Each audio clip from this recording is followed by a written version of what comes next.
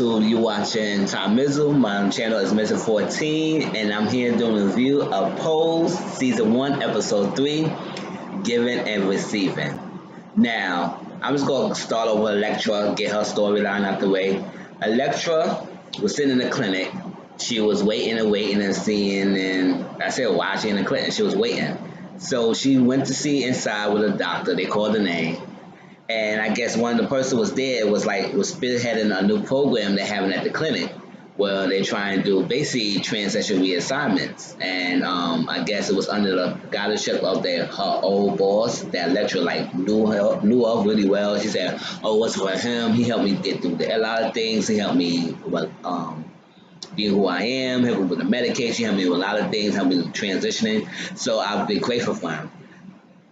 In other words, now that her name is on top of the list, because the lady called Elektra in and saying that your name is on top of the list for you to be the pilot of my new program, which is the reassignment. And she was like, "Oh, really?" Because she said, "I was interested in doing this," but the lady asked her why you didn't continue on when they was calling you a couple of times. And she said she was so busy and it was not the right time, and now it was taking too long. And so now it's there. Her name is top of the list. So they was gonna do it. She was happy because right now we realized that Elektra is pre-op. She's trying to get the surgery down there to make her a full woman. And even though she said she has the look of the full woman, she doesn't have the full woman body yet. And so they asked how much it is. She said her assistant will talk to her about the details. So later on, we get the scene about Elektra was in the mirror, and then to her children, Lulu and somebody else was sitting down talking about what they're going to do for Christmas, and they had the wreath. And she said, "That's that." And I guess Elektra had a reminiscence back in the past, and she was reading girls off. She stayed reading people. And she apologized. She said, "Oh my God, sorry girls, it's not about you. Always around this Christmas time, I always get a bad mood around this time." So she said, "You know what? Let's make this the best Christmas ever." So they went to the street and they had this, I guess, a Salvation Army with this freaking Santa and the elf collecting money, and they're doing things, and she knows that there's a lot of money in our can. So they hatched a plan to rob them. So what it is that the first one of the children went and she was one of the customers and putting money in the thing, and the next one came and she was trying to play off by bumping into them and then dropping her purse, and they was helping them, being the good people they are, helping them. And then Elektra came with the clippers and clipped the damn chain off and took the money, and the people realized that they was together. So she jumped on one of the Santas. Lulu jumped on one of the Santas and said, sorry, got up, and they started running together. Right now, back into their place. They was counting the money. They was talking about things. They talk about Christmas. They talk about their dreams, what they would do with the money, and wigs and places to go and decorate and get trees. And it came to find out they got $2,300. Now, Elektra as she is, she's kind of selfish. So she was counting the money and looking at it. I said, "Oh my gosh, I know what she's gonna do. She's gonna use that money to put a deposit or something for her surgery, because doing sex change surgery is a lot of money. It's not cheap." And so she said, "Oh, yeah, girls, we gonna make the best Christmas ever. I'm gonna get you exactly what you want." And they go so happy, noted that she took the whole money and she went to the clinic that she had that consultation with the lady about, and she gave the deposit the whole $2,300 for the deposit for surgery. So I said, "Oh, Elektra, they gonna get you, girl. One day they will get you." Find out. So then let's jump back to the Christmas scene, right? So it was a Christmas day. Blanca was talking to her children in the house, and it was a Christmas spirit. They was decorating a tree, and she asked them, each one of y'all write down something that y'all really want for the Christmas, and don't go overboard, because I'm not that type of guy all that money, and give you, and y'all each get one Christmas for me, one gift. So they all excited and everything. But Angel was really not in the spirit. She was like in the corner, not caring, at a pouty face. Social angel, you too. And she said she's not in the Christmas spirit. And then she explained why she's not in the Christmas spirit. She said that when she was younger, as a 6-year-old boy, her father took her to, when he was young, he was a boy that then. So his father took, angel father took him to the place to get some Christmas shopping. He saw these red pumps. Now, gender thing about it of that, guys supposed to be playing trucks and action figures and girls supposed to be dolls and everything. Nobody should be gender bending and playing different toys and doing different things. Like guys should not play Barbie girls should not be playing trucks and the hardcore things, and boys should not be looking at no pumps. So when he went to the store, he saw this red pumps that he loved. It was 4-inch high heel pumps that he loved it. So he had decided, so they was not gonna get it for him. He decided to take it for him to go home. And when he got home and everything, I guess somehow it accidentally dropped out, and the father found it and saw it. Now he said he got smacked because of it. Not because he stole the pumps from the store, it's because he got the red pumps. And he was saying no boy should be having red pumps. Since then, Angel never had a good feeling for Christmas. So continuing with the Angel thing, Angel got the house. Remember, Stan promised her to get a house for a year at least, and so spending money and the thing. So one thing, last season he gave the keys to her, so he took her to the place, blindfolded her, showed her the house, and opened the eyes. It was a nice little apartment. It was, I think he like decked it out. He put furniture in there. It was stuff, and she was so amazed and everything going on. And then there was some like song that came on called "Let's Wait a While," and I said, "Ooh, that's a good song for that scene." And I said, "Let's wait a while." They didn't wait any time schooling because that time before, Stan and Angel didn't have sex. They just kissed and everything because at the time he wasn't ready to do all that. But he know he likes and he falls for Angel. So when they had that scene, she said she feels safe at the place. This is a safe haven away for everything, and she adores them that for getting the house apartment for her.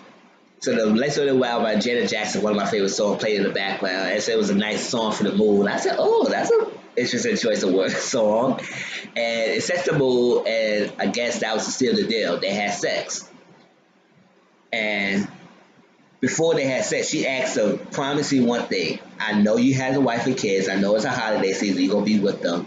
But please, can you come at least for like at least a few time, like an hour or something, just to say Christmas to me and spend like a time a little bit, just to make me feel as a holiday welcome spirit." And he said, "I promise." Now, jumped on later on that scene, Angel was so in the holiday spirit. She was dancing, singing, "Santa baby, the dream for me." I don't know all the words, but I know the song a little bit. But "Santa baby, and all around the chimney tonight." Yeah, so like that. And she was making cookies. She would get herself ready. She would talk to herself, pepper herself, and everything. And she was sitting at the window waiting, and he didn't come. And I was like, "Angel, what do you expect? He's a married. Like sometimes he gonna break promises to you that he made to you, so on to satisfy his wife. But that's his life you give it. So if you putting all your energy and on him, knowing that you said last week that you know he got a wife and son, you're not gonna keep your hopes up. But at the same time, you had your expectation that he was gonna come, even though he said he promised. But promise can be broken with a married man. Sorry. And it's hard when a single man break your promises, but when a married man break your promises, that's double win because he has a wife to please. So he didn't come. So Angel went back to the house and she was still thinking. She was smoking a cigarette and Blanca was talking to her.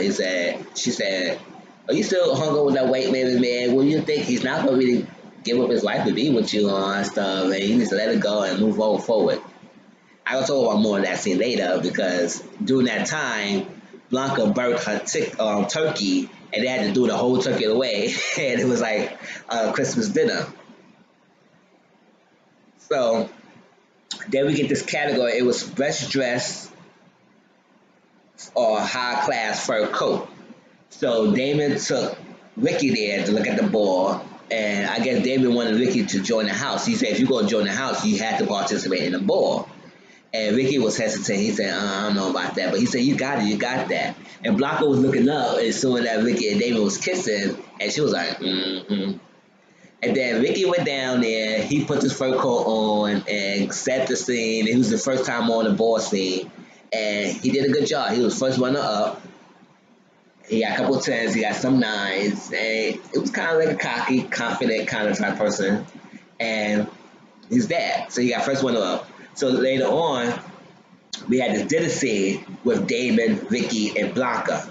And they was congratulating him with the first runner up. So Damon asked Blanca, can Ricky join the house? And she said, oh, I don't know.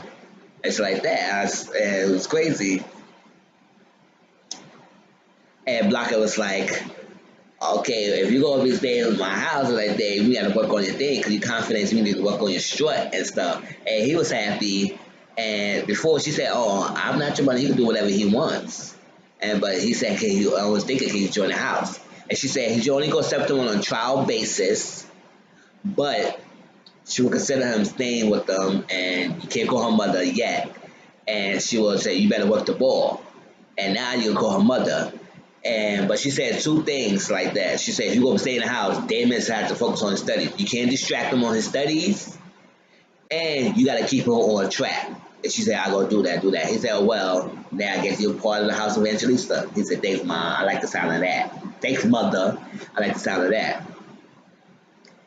So then we get this hospital scene. Pray Tell and Dean, she the head of school. I always call her Dean, so if I say Dean, just the head of the school there. They went to the whole hospital. Pray Tell went to see his boyfriend at the time. His boyfriend had pneumonia. And the dean went to see an old student of hers. And he was dancing in his room because I would say, I guess that was one of the students because he was dancing. Like he had it, but he was sick and he was dying. And so she went to see him, and he was freaking out a little bit. He said, why are you coming up? Took the IV off the arm, called the nurse. I just got him back in the bed. And then he was wondering, he said, oh, why was I out the bed? And she said, you was dancing lovely. Kiss on the head. And Pray Tell boyfriend at the time, I guess they was hanging out, and I guess he got pneumonia. Now he's in the hospital. He got to recover. So he gonna be alone for the holiday season, Christmas. So he was going to the movies. So we had the scene where Pray Tell and Blanca, Pray Tell was fitting Blanca outfit for the ball, and they were talking over it. And she was asking what you gonna do for the holidays. And he said, I'm gonna go to the movies, eat some popcorns. And she said, you know what, F that. You gonna be coming to my house. You're not staying being by yourself. Because she said, what happened to all the boys you have? All that stuff. He said, because it was a point that she said went to the hospital, right? And she was like, oh, no, don't do that. Don't do that. Don't treat me because I had HIV. Don't treat me like a charity case that I can't handle stuff. So he said that. He said, the point is, it's not about that. He said, the point is, I'm used to it. Every time through the 4-year span, he get boyfriends, and every time the boyfriend's going to the hospital, getting sick and stuff, and he can't deal with that. It's continuing going on. And so then she said she did. He asked her, "Did you tell your children that you're HIV positive?" And she said no, she didn't tell them yet because she want to build a legacy, and she don't want them to be distracted by the fact that the person they try to raise up is dying on them soon. Even though she says she's not dying anytime soon, they want that. They want to use. She don't want that on their mind and lost courage or lost trust in her. And so she decided to keep that to herself for now. And that's what she asked Pray Tell to come to our house for the dinner. That was good. Now, Damon, right? Damon was helping his house brothers and sisters to prepare for the ball. He played with Poppy. Poppy cannot dance. He's probably some comical person. He just say, oh, this. He said, got him. Helping Ricky, helping Angel. and realized that he was late for class. So he was running. He got to class, and the class was late. Now, before the class started, the dean got a call from the hospital saying that the student that she went to visit passed away. I guess that's what he got. He dead, and she didn't have any family member contact, and she said I was his teacher. So she got that news. So I guess that was in her mind. So when Damon came to the school, no, to the class, it came late. She stopped the class, and it was saying like kind of put him out that he came late to the class, and he was upset. He said, "Why you gotta rat me out, like put me in the spotlight like this?" And he said, "I'm sorry, he came late. He was uptown and went late." And she asked the boy, "How far you came? Crown Heights." And he said, "He came to the class, but you did." He said, "Why you gotta rat me out like this? Put me in a spot." And she says, two things I get people to go to the top: encourage them and shame them. I took you to ballet last week, so I encouraged you, but now I'm gonna shame you. And you come to my house class late is not going to be a point for me to encourage you. You need to get put blame. To put the fire on Damon behind and make it seem like, yes, you good dancer, but don't get it twisted that you going to act like your dance going to save you and you can't do nothing. You don't have the discipline. And after she all let him a little while, he said, it's a struggle. You got to keep going. Time is not on your side. It sneaks up on you. And you don't have a lot of time. So get your act together now before it's too late. And he said, "Oh, sorry." And I was prepared with a ball. She said, "A ball? And that's what your dream for is for? And that's what you're dreaming high now for, a ball?" So she kicked him out the class. She said, "Get out my class." He said, "What? Get out." I mean, part of she did. I mean, she was shaming him a little bit and everything, but I think part of her thing is that she was distraught that one of her two good student passed away, so that she was feeling for that. And then she had saw the potential of Damon, and she don't want him to slip away and feel like she gave all his trust to him, and he's not taking it seriously. So why I'm wasting my time taking helping you if you're not going to take this class seriously? So that's where she was all hard on him. So Damon came, and Blanca went to see the teacher. So when Blanca went to see the teacher, they had a little talk. And basically, lady told him was that, yes, Damon's good, but the ball is distracting him for the greatness of his class. And she was like, well, he can't participate. Like, what the teacher trying to dislike the ball is not important for his ballet. She said, no, it's not important. It's that he can't do both. So if you're going to do great for this class, he got to commit it 100% for this class in his school, his studies, in his program, or he just got to drop out. So she dropped the bombs that was going to be cuts in the end of the semester. And she said, right now, Damon looked like he's not going to make it.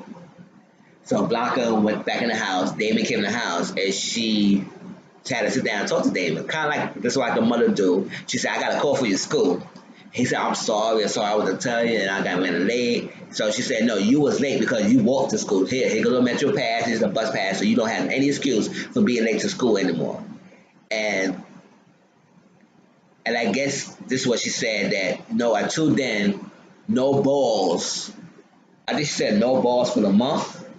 And he got upset. He said no balls. He said no. She said no balls for the month. And he was upset. He said, oh, that's after the snowball. She said no balls means no balls. And that's when he got really upset. He said, you can't do this to me. I'm preparing, all that stuff. And you can't tell me what to do. I'm going to still attend. And she said, well, if you go, I will throw your stuff out this house. Basically go threaten him, kick him out if he go against her wishes. So he was pissed and he slammed the door and stuff. And when they went to the ball, they were first runner up. Angel did her piece, and they didn't show blocking anybody else. Angel had her first runner up, and they did that. She came on, and Damien was sitting by the tree. And he said he was light, and he was reminiscing that when he was younger, his father had this sex is not real, and he would just want to believe. When you're young, you want to believe things. You feel the fantasy, and he said he want to go back to the time when he was innocent, when it was like he don't have to face reality. He was so innocent. It was so naive. Like everything's in the world, and he don't no need to know nothing. Now he know the hard truths about things. Now he wish he could go back. And Blanca had a heart to heart saying that my sister told me and something that Sansa was not real. Get over this. And it was a nice touch to see. I love to see the dynamic between Blanca and Daemon because she's really treats that one like they treat me close. She close to all her children, but I feel like she's closer to Daemon because she feels a lot of herself in him and how he struggled, and she really wants to give him the direction and guidance to push forward. And they had a heart to heart hug. So Daemon went to Ricky's room. It was Christmas, and he got him breakfast and woke Ricky up, and they was talking, and he said it's a Christmas tradition to eat. He said let's make our own tradition. So he went to his drawer and got something for Daemon. Now Daemon was shaking everything, and he opened it, and it was like a Walkman. Back in the day, Walkman. It's like that. And I know how people who used to have that shit before too. And he said, did she still? He said, no, I saved up my money and I got the thing for her. I said, that was nice. And he said, Daemon was eyeing him. I said, that's nice of Vicky to notice that Daemon was eyeing something there. He got him a gift. So Daemon started kissing him. He said, oh, this is my Christmas gift. And he said, the first part is, and then they started kissing, getting up. Daemon got to topple him, straddle him. He said, I'm ready. Ricky said, you ready for what? And he said, you put Ricky's hand on his ass, around his waist. He said, I'm ready. I said, ooh, you ready to give him the booty, right, Daemon? I hear that. Give him him that kicks. I see you gonna do it, right? So that was going on with that. So now we get Stan, right? So after Stan got the house and everything, he had his like a private executive meeting without his boss, and the boss they came out, and the boss Matt saw him. He said, did you have an executive meeting without me there? You need to run by me first. He said, I just gave him a little idea. It's no big deal. I ain't trying to overstep your boundaries. And Matt said, oh, okay. You just play it off. So then Stan was going shopping for Christmas gifts, right? And he went to shopping for a bracelets for his wife. He asked the store clerk. The store clerk gave him the idea with that.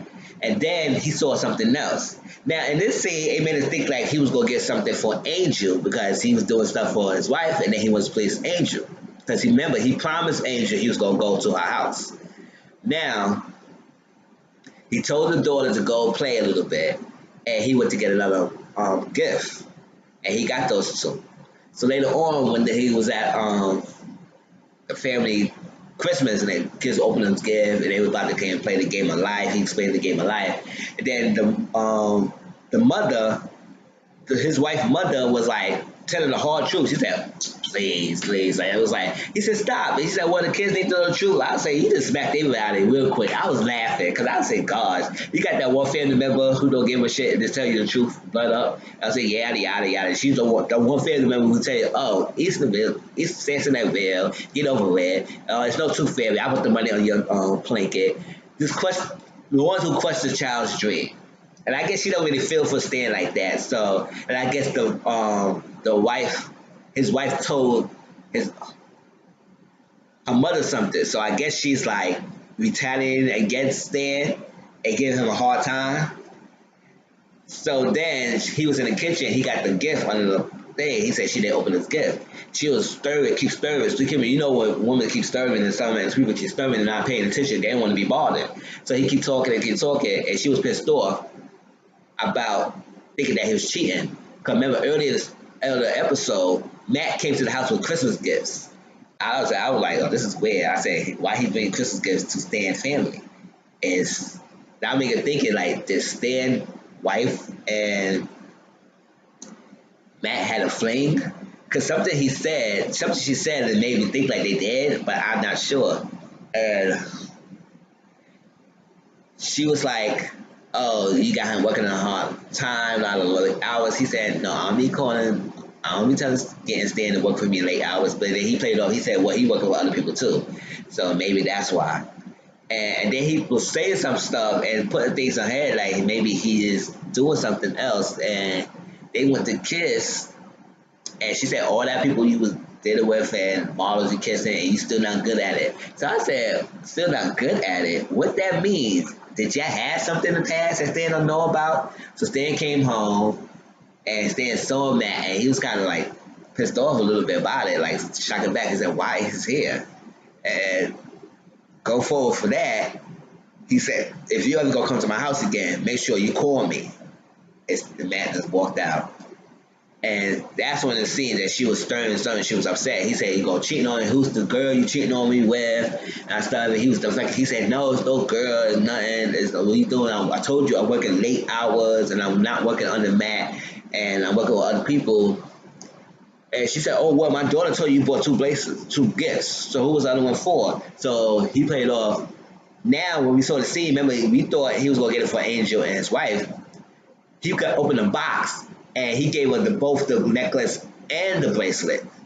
So he like dodged the bullet, and he said, "Oh, I'm so sorry. I'm so sorry. I'm down to you, and just going through so much and stress, and it's not home, and I'm always by myself, so it's a lot changing." He said, "Just don't worry, don't worry. You just gotta stick it out a couple more years, because this is the big like dodge the bullet," and that's why he stood Angel up at the house, because Angel was waiting for him, make the cookies, and he did not show up because he stood at his wife's house because he wanted to make his wife happy, and he don't want to think that prove his wife wrong, that prove her right of his cheating. So he stayed with his family.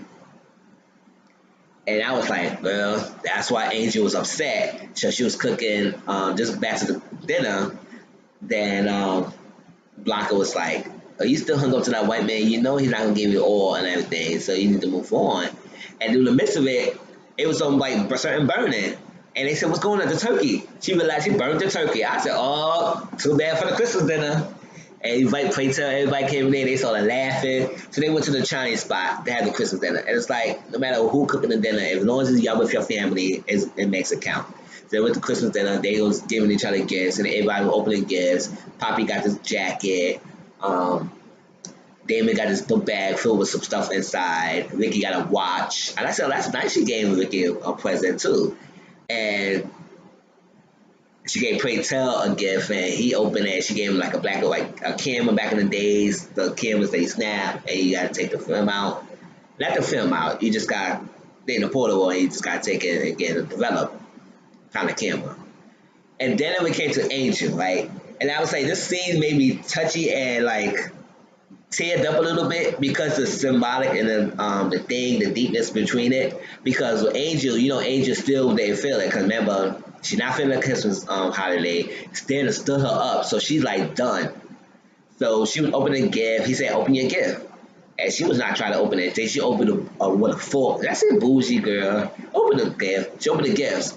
And in the figure box with red pumps, shoes, and she started tearing. I started tearing too because I was like, oh my gosh, that's significant. You know how significant it was? That was the turning point of her losing faith in Christmas. And now Blanca gave her the faith back by giving her the pumps, the same red pumps that it was taken away from her. Her dream of Christmas was taken away from her of that same red pumps our father slapped her off for. So it was like a comeback, a realization of that Blanca cares for her. And you do have a family. Even though your old family didn't care for you, shun you because you want to be a girl and you like pumps and shoes. You don't like G.I. Joe toys or trucks. You like girl stuff and you like pumps and you want to wear shoes. And now Blanca gave you this red pumps as a body that, yeah, it's just I accept you who you are and I'll get you this gift. So that part touched me. And that everybody was in a boo home and it's like loving. And Poppy said, I love Poppy. He always comical. He said, "I love you all. Can we eat?" I would say, damn right. I would be with Poppy too. I said, come on, we got all the food in front of me. Let's eat. Like, yeah, we got this touchy, but let's eat. And that was that episode. I loved it. It was a good episode. Like I said, Pose is a really good show. If you don't watch Pose, it's on FX channel. It comes on every Sundays. Please check it out because it's a really great, interesting story. You don't have to be gay to like the story. It talks about real issues that a lot of people go through. Acceptance, love, abandonment, lost faith. So there's a lot of things that goes on. Family and togetherness. and a lot of emotions. So it got me going this episode. Like none other. Like I laughed, I had a good time, I cried, teared up a little bit. But it was a good episode. Like I said, this is my review of Pose. Hope you like it. Please like, comment, subscribe to my channel. My channel is Mizzle14. I am Tom Mizzle, and I'll talk to you later. Peace.